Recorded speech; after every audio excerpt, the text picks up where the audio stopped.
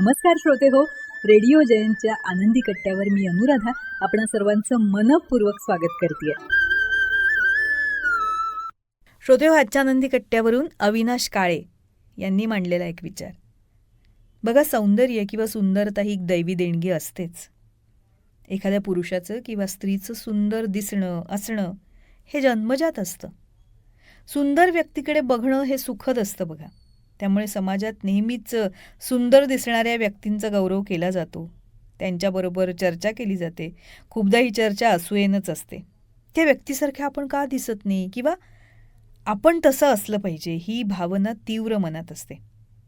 सुंदर व्यक्तींना समाजात एक वेगळं स्थानसुद्धा मिळतं.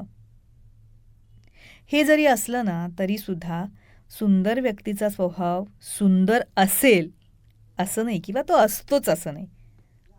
म्हणून खरं सौंदर्य हवं ते आपल्या स्वभावात, आपल्या वागण्यात, आपल्या बोलण्यात, आपल्या व्यक्तिमत्वात. कारण आपण समाजात वावरत असताना बाह्य सौंदर्यापेक्षा सुंदर गुणांची जास्त गरज असते आणि त्यावरच आपलं स्थान ठरत असतं.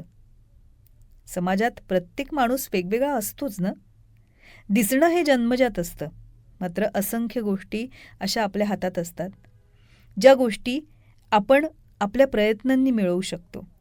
आपलं चालणं बोलणं आपण प्रयत्नपूर्वक सुंदर आणि आत्मविश्वासपूर्ण करू शकतो. चांगलं वाचन करणं, चांगलं बघणं, चांगला अभ्यास करणं यातून आपण आपलं व्यक्तिमत्व नक्कीच सुधारू शकतो. प्रचंड उत्साही वागण्यानं आपण आपल्या समाजातलं वातावरण बदलू शकतो. सकारात्मक विचारसरणीनं आपण आपल्या मित्रपरिवाराला आनंदी उत्साही बनवू शकतो. अगदी थोड्याशा प्रयत्नानं आपण आपलं व्यक्तिमत्व आकर्षक बनवू शकतोच. तुम्ही जिथे असाल तिथे उत्साह आणि जिथे नसाल तिथे उणीव जाणवेल असं व्यक्तिमत्व असलं पाहिजे आपलं. प्रयत्नपूर्वक आत्मविश्वास, उत्साह हे आपल्यात बाणवून आपण एक उत्तम व्यक्ती बनू शकतो.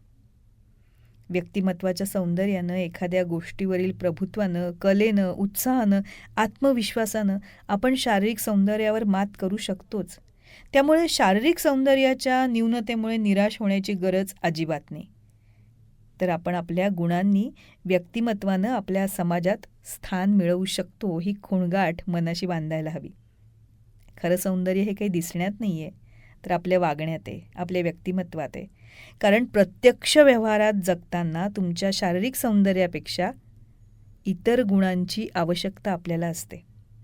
शारीरिक सुंदर असणाऱ्या व्यक्तींनी हे लक्षात घेतलं पाहिजे की नुसतं सुंदर दिसणं पुरेसं नाही आहे, तर या सुंदर दिसण्याबरोबर मन सुंदर असेल, व्यक्तिमत्व सुंदर असेल तरच सर्वांग सौंदर्य खुलून येईल. हो ना? तेव्हा श्रोते हो, हा होता आनंदी कट्ट्यावरचा आजचा सुंदर विचार. तुम्हाला तो कसा वाटला याविषयीची तुमची कमेंट बॉक्समध्ये नक्की लिहा.